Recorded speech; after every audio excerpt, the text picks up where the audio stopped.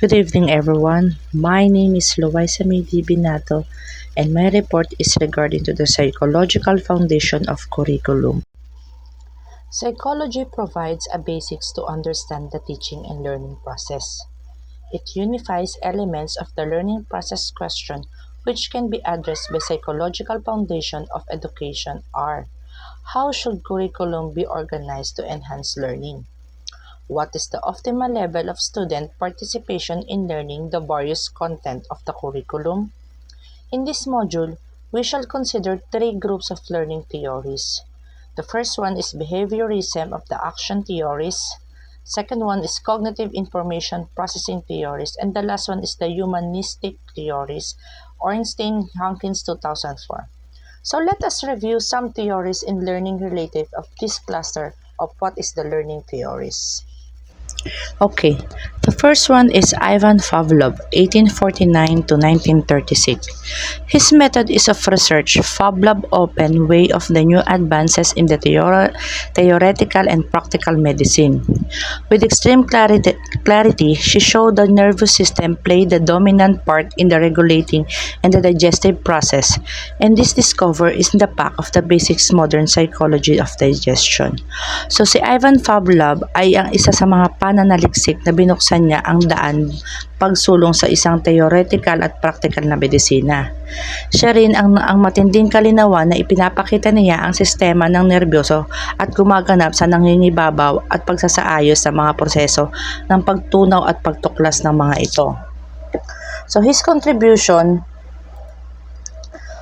he is the father of classical conditioning theory, the SR theory. So yung contribution niya ay siya yung ama ng classical condition theory ng S to R theory. The key to learning is earlier of the life that train that them who want them to become. So siya rin ang susi sa pag-aaral ng mga unang tao ng buhay upang sanayin sila kung ano ang gusto mong maging sila. S to R theory is a foundation of learning practice called indoctrination. So, ang S to R theory ay isang pundasyon na pagsasanay sa pagkatuto ng mga tinatawag na indoctrinasyon. Second one is Edward Thorndike, 1874 to 1949. Edward Thorndike was an American psychologist who developed a theory of connectionism. Thorndike's theory proposed that the stimulus give rise to response and response can be satisfying or rewarding. The stimulus and satisfying response from a connection that called the S to R bond.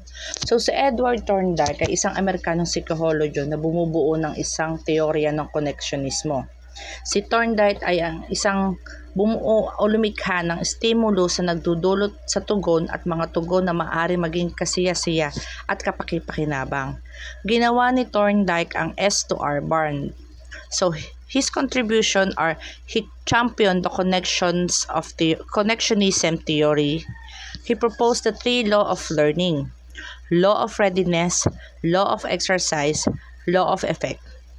Specific stimulus sa specific response. So, ang mga ipinaglalaban dito ni Thorndike sa connectionismo ay yung mga batas kung saan ang pagbabasa, pag-ehersisyo at isang epekto nito ay ang pampasiglang itinutukoy sa bawat isa. The third one is Robert Cagney, 1916 to 2002. Cagney suggests the learning tasks of intellectual skills can be organized in a hierarchy according to complexity, stimulus recognition, response generation, procedures following, use of the terminology discrimination, concept formation, rule application, and problem solving. His contribution theories and principle. He proposed the hierarchical learning theory, learning the following hierarchy. Behavior is based on the prescribed condition. He introduced tasking in the formulation of objective. Let's proceed to the cognitive information processing theory. Information processing theory is a cognitive theory that uses computer processing as a metaphor of the working of the human brain. Initially proposed by George A. Miller and the other American psychologists in the 1950s, the theory described how people focus on information and encode it into their memories. So what is the cognitive information theories processing? So ito yung isang teorya na nagpoproseso ng impormasyon at nagbibigay malay na gumamit ng mga proseso ng computer bilang metapora para sa pagkaanak ng ating mga utak.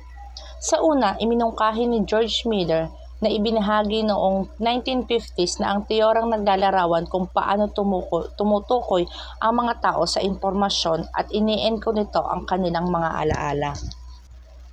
Okay, ang una na dito ay si Jean Piaget na 1896 to 1890.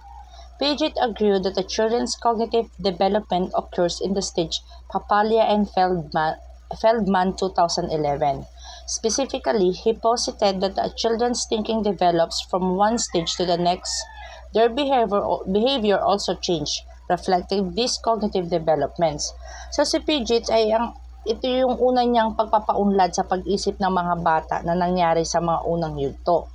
Sa mga partikular, sinabi niya na habang umuunlad ang pag-iisip ng mga bata mula sa isang yugtong patungo sa susunod, nagbabago rin ang kanilang pag-uugali na sumasalamin sa pag-unlad ng mga isip nito. Ang kasama rito ni Piaget ay ang kanyang mga contribution. Theories of Jean Piaget. Cognitive development has stage from birth to maturity. So yung pag-unlad ng mga yugto ng kapanganakan hanggang sa kapanahunan. Sensory-motor stage 0 to 2, pre-operational stage 2 to 7, concrete operations stage 7 to 11, and formal operation 11 onwards. So, kasama rito yung assimilation of incorporation of a new experience. So, pagsususi at pag-aaral ng mga kabataan. Accommodation, learning modification, and adaptation. Equilibration, balance between previous and later learning. So dito, nakabatay dito yung pagbabago ng karanasan ng bawat bata sa pagkita ng nakaraan at mamaya hanggang sa kanilang kinabukasan. The second one is Lev Vygotsky, 1896 to 1934. Vygotsky's social development theory asserts that the child's cognitive development and learning ability can be guided and mediated by their social interaction. His theory, also called Vygotsky sociocultural theory, states that learning is a critical social process opposed of the independent journey discovery. So, ang theory ni Vygotsky ay isang development na nakakayahan ng isang bata sa pagkatuto ay maaaring gabayan sa pamamagitan ng kanyang mga social na pakikipag-ugnayan. Ang teoryang ito ay tinawag niyang sociocultural theory ni Vygotsky na nagsasaad na ang pag-aaral ay isang napakahalagang prosesong panlipunan kumpara sa isang malayang paglalakbay at pagtutuklas. Theory of Lev Vygotsky. Cultural transmissions and developed stage. Children could, as a result of their interaction with society, actual performance certain cognitive action prior to arriving in development stage. Learning precedes development. Sociocultural development. Pedagogy creates learning process that leads to the develop. The child is an active agent of his or her education process. The third one is the Howard Gardner. The author of 30 books translated into the 32 languages and several hundred articles, Gardner is the best known in educational circles for his theory of the multiple intelligences, a critic of the notion of three exists but a single human intelligence that can be assessed by the standard psychometrical instrument. So, ang may akda daw nito ay si Gardner na yung may 30 aklat na isinalin sa 32 wika. Ang teorya niya ay maraming katalinuhan, isang pagpuna sa paniniwala na mayroon, ngunit isang katalinuhan ng tao na maaring magsuri ayon sa pamantayan ng mga instrumento. Gardner's multiple intelligence. Humans have several different ways of processing information and these ways are relatively independent to one another. So, ang mga tao ay may iba't ibang paraan ng proseso ng impormasyon at ang mga paraang ito ay medyo independent sa isa't isa. There are 8 intelligence: linguistic, logical, mathematical, musical, spatial, bodily, kinestical, interpersonal, and interpersonal, and naturalistic. The last one is Daniel Goleman. Daniel Goleman's emotional intelligence theory outlines 5 components of EI: self-awareness, self-regulation, motivation, empathy, and social skills. Emotional contains the power to affect action. He called this emotional quotient. So the next one is the humanistic psychology.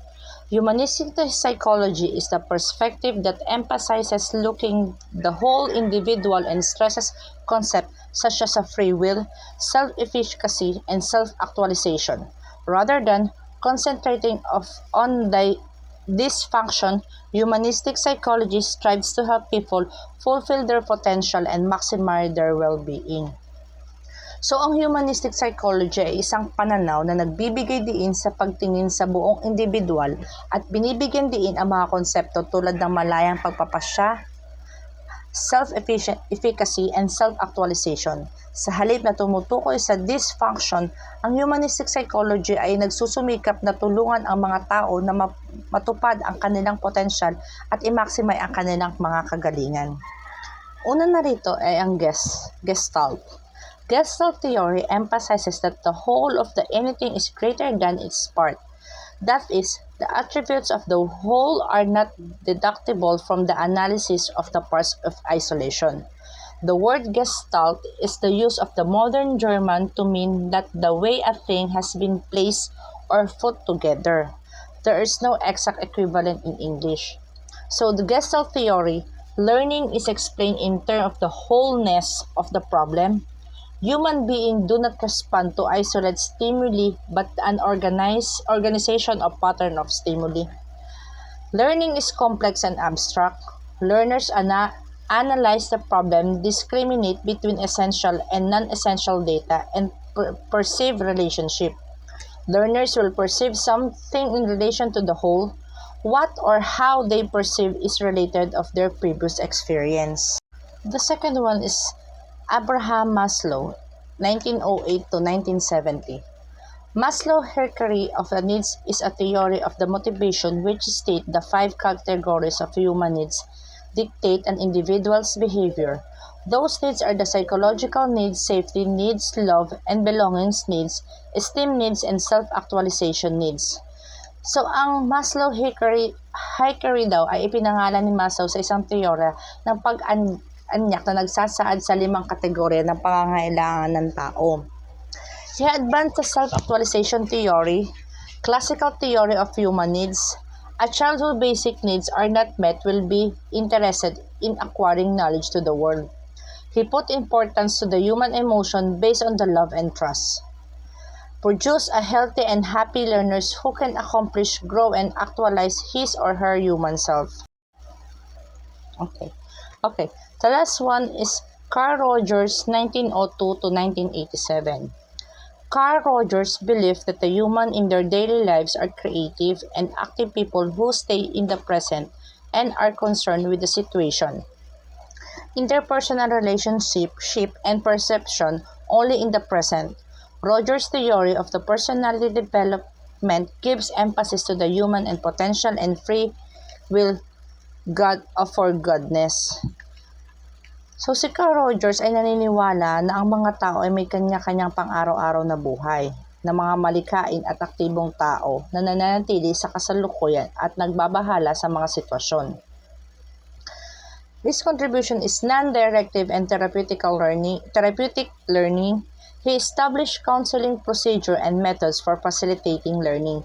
Children's perception, which are highly individualistic, influence their learning and behavior in class. Curriculum is concerned with the process, not product, personal needs, not subject matter, psychological meaning, not cognitive scores. So, yun lamang po ang aking report. Thank you for listening. God bless everyone.